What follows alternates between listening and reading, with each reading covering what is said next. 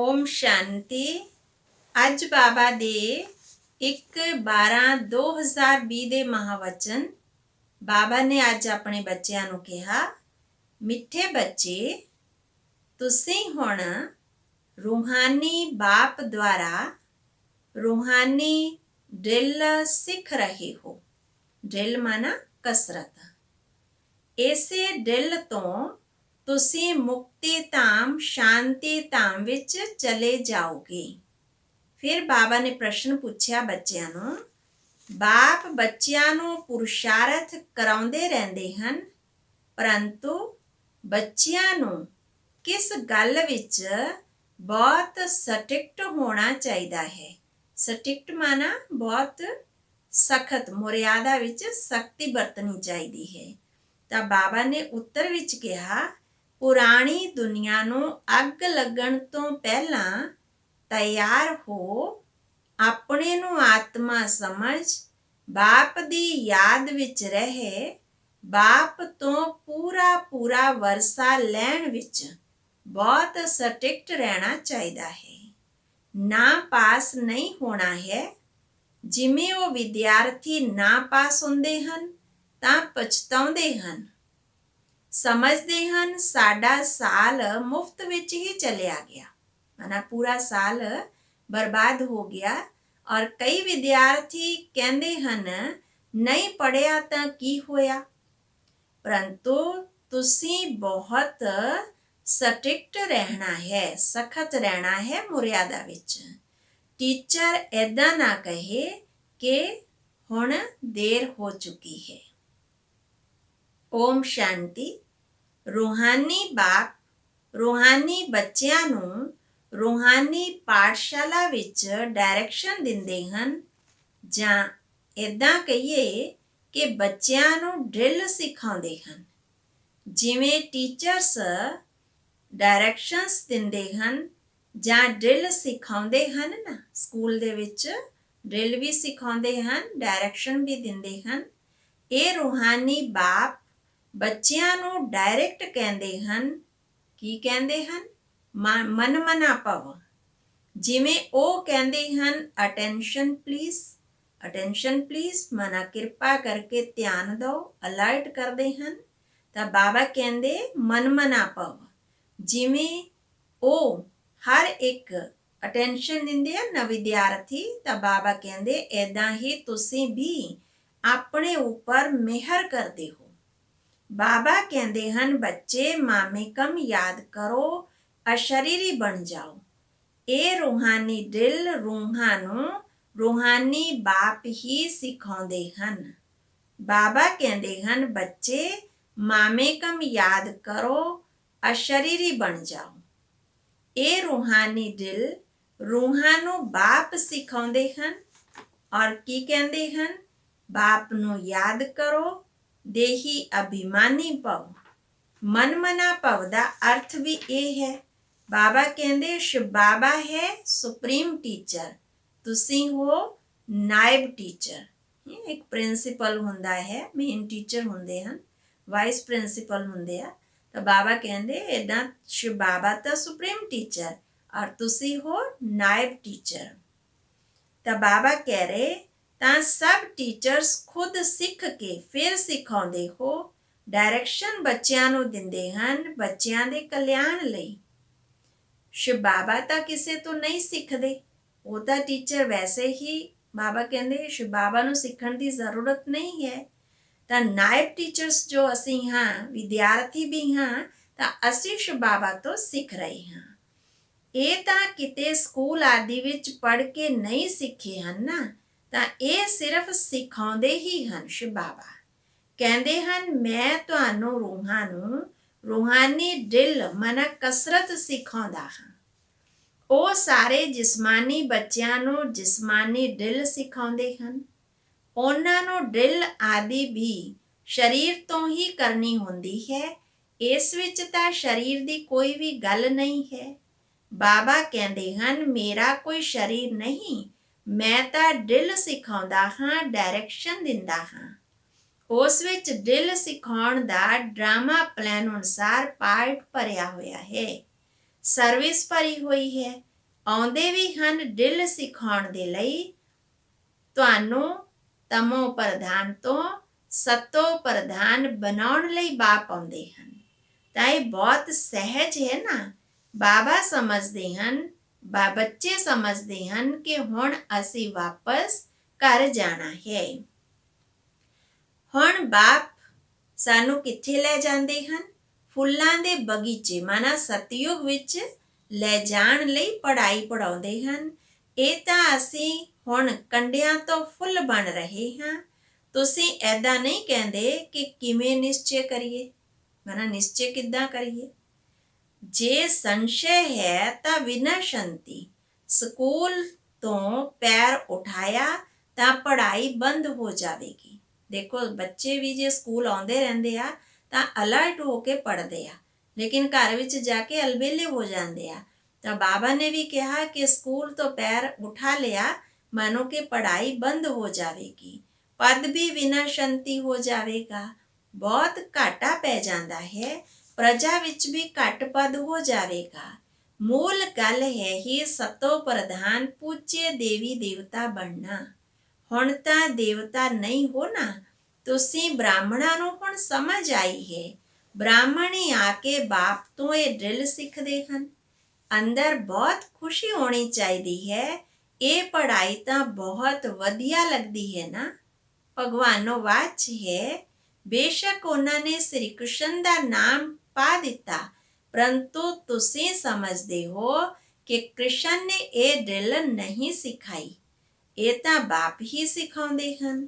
ਕ੍ਰਿਸ਼ਨ ਦੀ ਆਤਮਾ ਜੋ ਵੱਖ-ਵੱਖ ਨਾਮ ਰੂਪ ਧਾਰਨ ਕਰਕੇ ਤਮੋ ਪ੍ਰਧਾਨ ਬਣ ਜਾਂਦੀ ਹੈ, ਉਸ ਨੂੰ ਵੀ ਸਿਖਾਉਂਦੇ ਹਨ। ਖੁਦ ਸਿੱਖਦੇ ਨਹੀਂ, ਹੋਰ ਸਾਰੇ ਕੋਈ ਨਾ ਕੋਈ ਤੋਂ ਜ਼ਰੂਰ ਸਿੱਖਦੇ ਨੇ।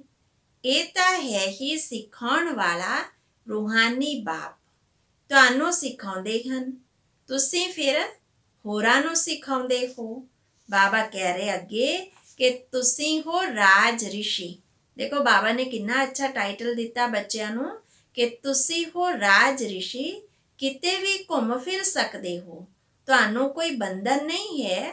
ਤੁਸੀਂ ਬੱਚਿਆਂ ਨੇ ਇਹ ਨਿਸ਼ਚੈ ਕੀਤਾ ਹੈ ਕਿ ਬੇਹੱਦ ਦਾ ਬਾਪ ਸਰਵਿਸ ਵਿੱਚ ਆਏ ਨੇ।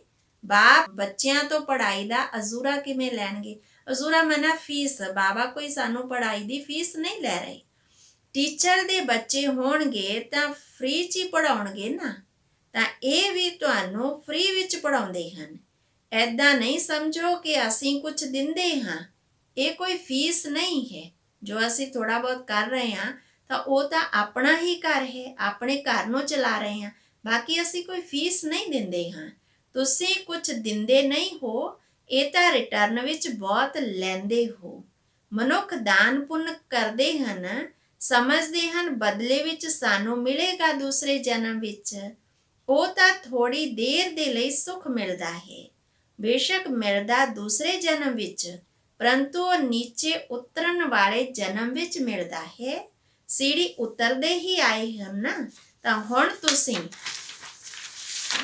ਬਾਬਾ ਕਹਿੰਦੇ ਤੁਸੀਂ ਕਰਦੇ ਹੋ ਜੋ ਉਹ ਚੜ੍ਹਦੀ ਕਲਾ ਵਿੱਚ ਜਾਣ ਲਈ ਕਰਦੇ ਹੋ। ਕਰਮ ਦਾ ਫਲ ਤਾਂ ਕਹਿੰਦੇ ਹਨ ਨਾ, ਤਾਂ ਆਤਮਾ ਨੂੰ ਕਰਮ ਦਾ ਫਲ ਮਿਲਦਾ ਹੈ। ਇਹਨਾਂ ਲక్ష్ਮੀ ਨਾਰਾਇਣ ਨੂੰ ਵੀ ਕਰਮ ਦਾ ਫਲ ਮਿਲਿਆ ਹੈ ਨਾ। ਬੇਹੱਦ ਦੇ ਬਾਪ ਤੋਂ ਬੇਹੱਦ ਦਾ ਫਲ ਮਿਲਦਾ ਹੈ। ਭਗਤੀ ਮਾਰਗ ਵਿੱਚ ਤਾਂ ਇਨਡਾਇਰੈਕਟ ਹੈ, ਔਰ ਇੱਥੇ ਤਾਂ ਬਾਬਾ ਕਹਿੰਦੇ ਡਾਇਰੈਕਟ ਮਿਲਦਾ ਹੈ। ਡਰਾਮਾ ਵਿੱਚ ਨੋਂਦੇ ਹੈ ਤਾਂ ਇਹ ਬਣਿਆ ਬਣਾਇਆ ਡਰਾਮਾ ਹੈ। ਇਹ ਹੈ ਪੁਰਾਣੀ ਦੁਨੀਆ। ਨਈ ਦੁਨੀਆ ਵਿੱਚ ਬਹੁਤ ਥੋੜੇ ਹੋਣਗੇ, ਉੱਥੇ ਤਾਂ ਬਹੁਤ ਸੁੱਖ ਹੋਵੇਗਾ। ਤੁਸੀਂ ਵਿਸ਼ਵ ਦੇ ਮਾਲਿਕ ਬਣਦੇ ਹੋ। ਰਾਜਾਏ ਮਹਾਰਾਜਾ ਹੋ ਕੇ ਗਏ ਹਨ, ਉਹ ਕਿੰਨੀਆਂ ਖੁਸ਼ੀਆਂ ਮਨਾਉਂਦੇ ਹਨ, ਪਰੰਤੂ ਬਾਪ ਕਹਿੰਦੇ ਹਨ ਉਹਨਾਂ ਨੇ ਤਾਂ ਫਿਰ ਨੀਚੇ ਗਿਰਨਾ ਹੀ ਹੈ। ਗਿਰਦੇ ਤਾਂ ਸਾਰੇ ਹੀ ਹਨ। ਦੇਵਤਿਆਂ ਦੀ ਵੀ ਹੌਲੀ ਹੌਲੀ ਉਤਰਦੀ ਕਲਾ ਹੁੰਦੀ ਹੈ, ਪਰੰਤੂ ਉੱਥੇ ਰਾਵਣ ਰਾਜ ਹੀ ਨਹੀਂ, ਇਸ ਲਈ ਸੁੱਖ ਹੀ ਸੁੱਖ ਹੈ। ਇੱਥੇ ਤਾਂ ਰਾਵਣ ਰਾਜ ਹੈ ਨਾ।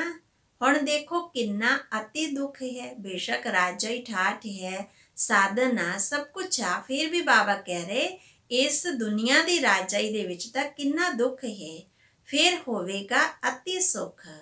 ਤੁਸੀਂ ਰਾਜ ਰਿਸ਼ੀ ਹੋ, ਉਹਨਾਂ ਦਾ ਹਠ ਯੋਗ ਹੈ। ਤੁਸੀਂ ਕੋਈ ਨੂੰ ਵੀ ਪੁੱਛੋ ਕਿ ਰਚਿਤਾ ਅਤੇ ਰਚਨਾ ਦੇ ਆਦਿ ਮੱਧ ਅੰਤ ਨੂੰ ਜਾਣਦੇ ਹੋ ਤਾਂ ਨਹੀਂ ਕਹਿ ਦੇਣਗੇ। ਪੁੱਛਣਗੇ ਉਹ ਜੋ ਜਾਣਦੇ ਹੋਣਗੇ। ਖੁਦ ਹੀ ਨਹੀਂ ਜਾਣਦਾ ਹੋਵੇਗਾ ਤਾਂ ਪੁੱਛੇਗਾ ਕਿਵੇਂ? ਤੁਸੀਂ ਹੋ ਰਿਸ਼ੀ ਮੁਨੀ ਆਦਿ। ਬਾਬਾ ਕਹਿੰਦੇ ਤੁਸੀਂ ਜਾਣਦੇ ਹੋ ਰਿਸ਼ੀ ਮੁਨੀ ਆਦਿ ਕੋਈ ਵੀ ਤ੍ਰਿਕਾਲਦਰਸ਼ੀ ਨਹੀਂ ਹੈ। ਬਾਬਾ ਤੁਹਾਨੂੰ ਤ੍ਰਿਕਾਲਦਰਸ਼ੀ ਬਣਾ ਰਹੇ ਹਨ। ਇਹ ਬਾਬਾ ਜੋ ਵਿਸ਼ਵ ਦਾ ਮਾਲਿਕ ਸੀ, ਇਸ ਨੂੰ ਗਿਆਨ ਨਹੀਂ ਸੀ। ਇਸ ਜਨਮ ਵਿੱਚ 60 ਸਾਲ ਤੱਕ ਗਿਆਨ ਨਹੀਂ ਸੀ। ਬ੍ਰਹਮਾ ਬਾਬਾ ਕਹਿੰਦੇ 60 ਸਾਲ ਤੱਕ ਵੀ ਗਿਆਨ ਨਹੀਂ ਸੀ। ਜਦੋਂ ਬਾਪ ਆਏ ਤਾਂ ਹੌਲੀ ਹੌਲੀ ਇਹ ਸਭ ਸੁਣਾਉਂਦੇ ਜਾਂਦੇ ਹਨ। ਬੇਸ਼ੱਕ ਨਿਸ਼ਚੇ ਬੁੱਧੀ ਹੋ ਜਾਂਦੇ, ਫਿਰ ਵੀ ਮਾਇਆ ਬਹੁਤਿਆਂ ਨੂੰ ਸੁੱਟ ਦਿੰਦੀ ਹੈ। ਨਾਮ ਨਹੀਂ ਸੁਣਾ ਸਕਦੇ, ਨਹੀਂ ਤਾਂ ਨਾ ਉਮੀਦਵਾਰ ਹੋ ਜਾਣਗੇ। ਸਮਾਚਾਰ ਤਾਂ ਆਉਂਦਾ ਹੈ ਨਾ, ਬੁੱਧੀ ਚਲਾਇਮਾਨ ਹੋ ਜਾਂਦੀ ਹੈ, ਸੰਗ ਦੂਸਰਾ ਲੱਗ ਜਾਂਦਾ ਹੈ। ਕਹਿੰਦੇ ਹਨ ਅਸੀਂ ਸ਼ਾਦੀ ਕਰਨ ਬਿਗਰ ਨਹੀਂ ਰਹਿ ਸਕਦੇ, ਤਾਂ ਉਹਨਾਂ ਨੂੰ ਮਾਇਆ ਗ੍ਰਹ ਨੇ ਆ ਕੇ ਪਕੜ ਲਿਆ। ਏਦਾਂ ਬਹੁਤ ਕੇਸ ਹੁੰਦੇ ਹਨ, ਮਾਇਆ ਹੱਪ ਕਰ ਲੈਂਦੀ ਹੈ।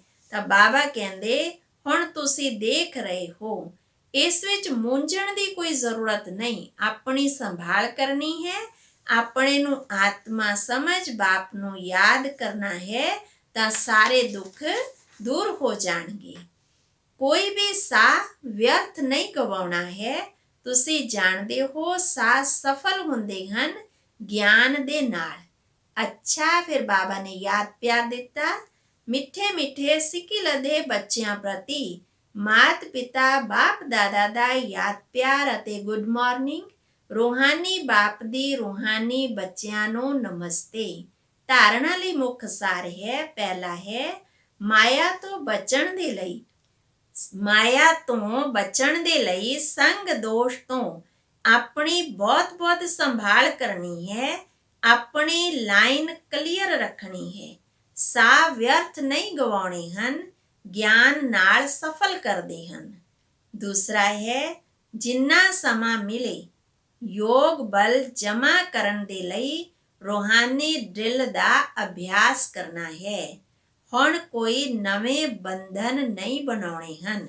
ਵਰਦਾਨ ਹੈ ਬਾਪ ਦੀ ਛਤਰ ਛਾਇਆ ਦੇ ਨੀਚੇ ਨਾਜ਼ੁਕ ਪਰਿਸਥਿਤੀਆਂ ਤੋਂ ਵੀ ਕਮਲ ਫੁੱਲ ਸਮਾਨ ਨਿਆਰੇ ਅਤੇ ਪਿਆਰੇ ਭਵ।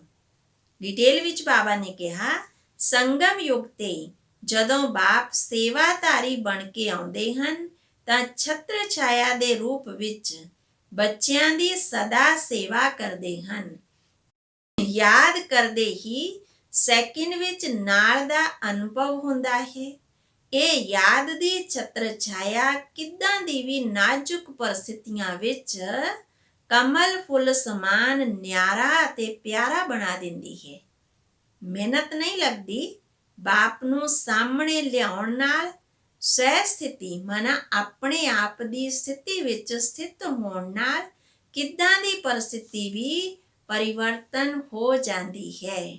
ਸਲੋਗਨ ਹੈ ਗੱਲਾਂ ਦਾ ਪਰਦਾ ਵਿੱਚ ਆਉਣ ਨਾ ਦਿਓ ਤਾਂ ਬਾਪ ਦੇ ਨਾਲ ਦਾ ਅਨੁਭਵ ਹੁੰਦਾ ਰਹੇਗਾ।